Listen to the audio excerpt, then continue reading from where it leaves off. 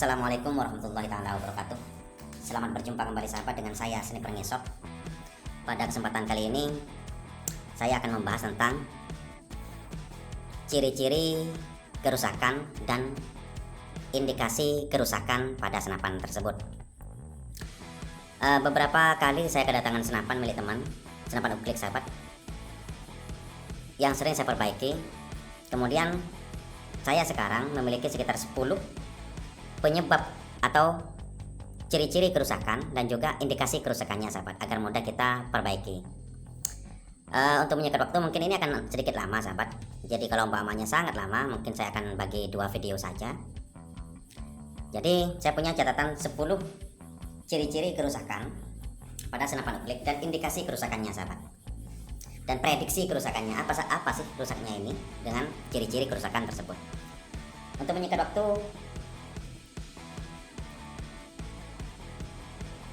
kita langsung saja sahabat. Yang pertama adalah kerusakan pada klip pompa dan juga seal pinggir tabung. Seal pinggir tabung senapan. Ciri-cirinya seperti apa sahabat? Kalau seal atau klip pompa itu rusak, kayak gini sahabat. Saat kita memompa uklik, kita memompa namanya, ternyata sahabat dirasa sangat ringan, bahkan dipompa sampai 5 itu sangat ringan. Berarti angin tidak masuk semua ke dalam tabung sahabat. Kalau angin tidak masuk semua ke dalam tabung, berarti pasti ada kerusakan. Jika seperti itu sahabat, maka indikasi kerusakannya ada 2. Yang pertama adalah klip pompa pada tabung. Klip pompanya seperti yang ini sahabat. Klip pompa pada tabung ini rusak sahabat, sehingga tidak bisa mendorong angin maksimal, sehingga nyemper ke sampingnya. Ini perlu dirubah. Tapi kalau umpamanya klip pompanya ini bagus sahabat, maka indikasi yang kedua, jika angin tidak masuk ke dalam tabung semua ketika dipompa, itu adalah seal pada pinggir tabung. Seal pada pinggir tabung di sini ini sahabat, ini bocor, sehingga ketika didorong oleh klip pompa, angin itu merembes lewat di sampingnya sahabat. Merembes di sampingnya, maka ini harus diganti. Jadi ada 2 prediksi jika dipompa angin tidak masuk maksimal ke dalam tabung, yaitu klip pompa atau seal pada tabung. Itu adalah indikasi kerusakan dan prediksi kerusakannya sahabat, biar kita langsung bisa mengatasinya jika dipompa tidak masuk. Kemudian indikasi kerusakan yang kedua, apabila kita pompa, ternyata pompanya membal sahabat. Kita pompa ini ternyata membal, mental lagi. Dipompa semacam ini, ternyata membal, kembali lagi sahabat. Dipompa, membal lagi, seakan-akan angin tidak bisa masuk ke dalam tabung. Prediksi kerusakannya ada 3 sahabat. Ada 3 prediksinya. Yang pertama, prediksi awalnya adalah yaitu stang pada pompa ini terlalu pendek, sehingga klip pompa tidak menyentuh tabung, sehingga ada ruang antara klip pompa dengan tabung, sehingga anginnya tidak masuk dalam tabung, sehingga mental lagi ke depan. Didorong lagi, mental lagi ke depan. Prediksi pertama. Prediksi kedua adalah kerusakannya ketika mental, yaitu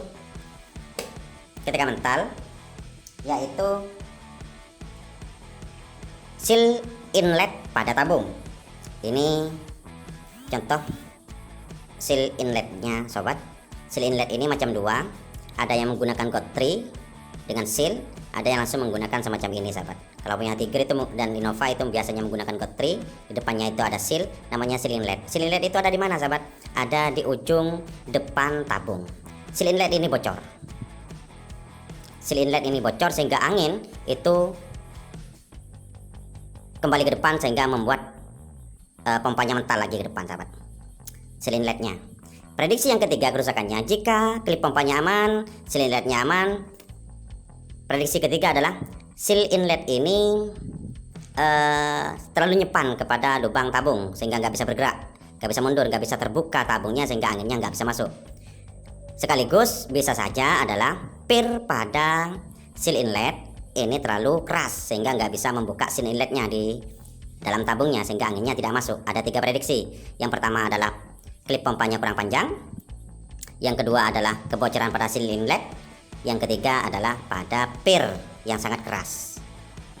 Itu adalah ciri-ciri kerusakan yang kedua. Ciri-ciri kerusakan yang ketiga, sahabat. Kita singkat saja, sahabat. Apabila kita pompa 1 kali semacam ini, kemudian kita lepas, ternyata stang pompanya ini bergerak sendiri, sahabat, ke depan, bergerak kembali, sahabat, pelan-pelan geraknya ke depan. Dipompa lagi, kembali lagi, ke depan. Prediksinya adalah jika kasusnya semacam ini, maka prediksi kerusakannya adalah pada seal inlet. Seal inletnya bocor. Seal inletnya bocor baik menggunakan seal inlet semacam ini atau yang menggunakan gotri, sahabat, bocor sehingga anginnya merembes ke depan, mendorong lagi pompanya sehingga kembali.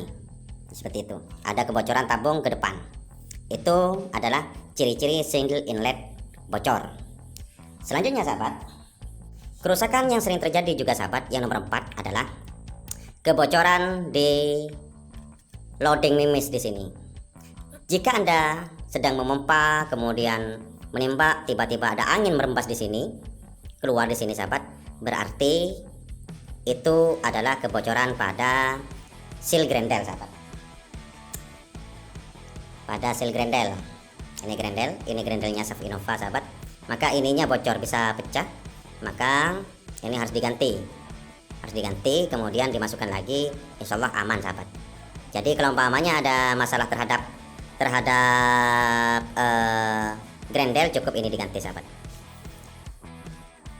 Kemudian, sahabat, yang kelima, seringkali kita kejadian kita sudah memompa, umpamanya memompa 5 atau memompa 4, 6, 7, dibawa jalan-jalan hunting, tiba-tiba ketika ditembakkan anginnya sisa sedikit, sahabat, ada kebocoran dalam tabung.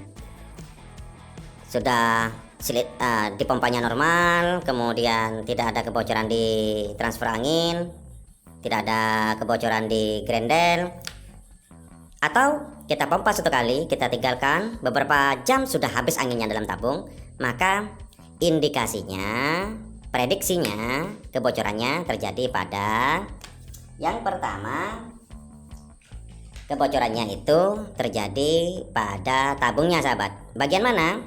Yaitu bagian seal ulir penyambung tutup tabung bagian belakang. Karena tadi sudah saya jelaskan tentang bagaimana, kalau di depan sudah saya jelaskan ciri-ciri kebocoran seal inlet. Sekarang seal inletnya aman, ternyata tapi tetap bocor, maka kebocorannya bisa di sini. Ini seal ini tidak rapat. Yang nomor 2, sahabat, kebocorannya bisa saja pada seal di aspentil bagian dalam di sini, sahabat. Di bagian dalam ini bocor, pecah sehingga angin itu akan keluar ke belakang atau keluar ke samping. Jika ternyata dipompa, anginnya habis sendiri, sahabat. Selanjutnya,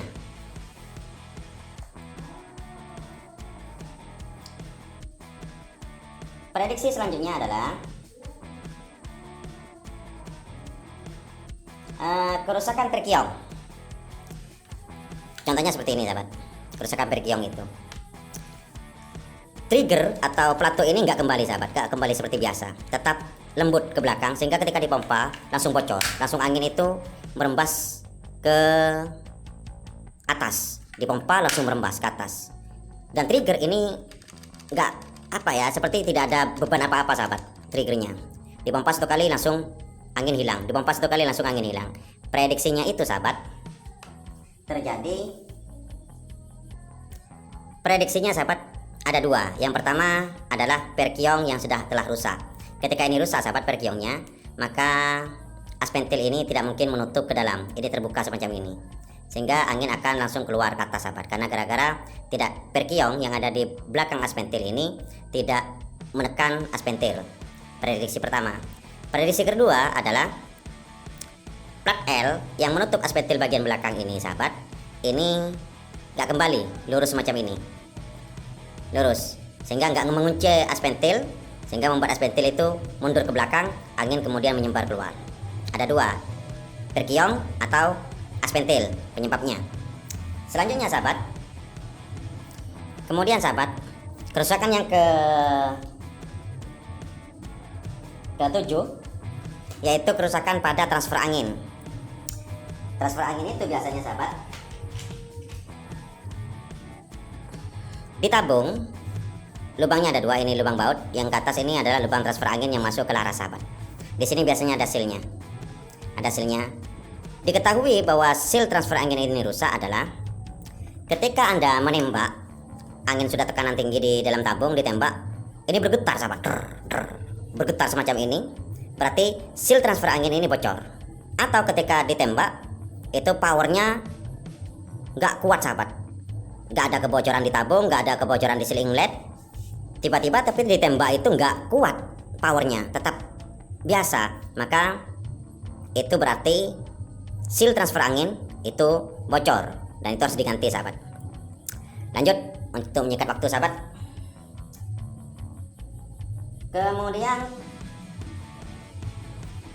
yang selanjutnya adalah ini biasanya terjadi pada laras-laras kecil OD-OD8 seperti AC, dan larasnya mungkin kuningan sahabat. Ketika di pompa besar, pompa sampai 10 umpamanya, atau pompa sampai ya 10 atau 8 lah pompanya.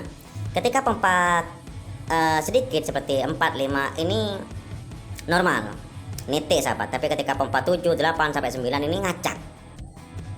Jatuhnya mimis ngacak. Penyebabnya apa? Laras sahabat.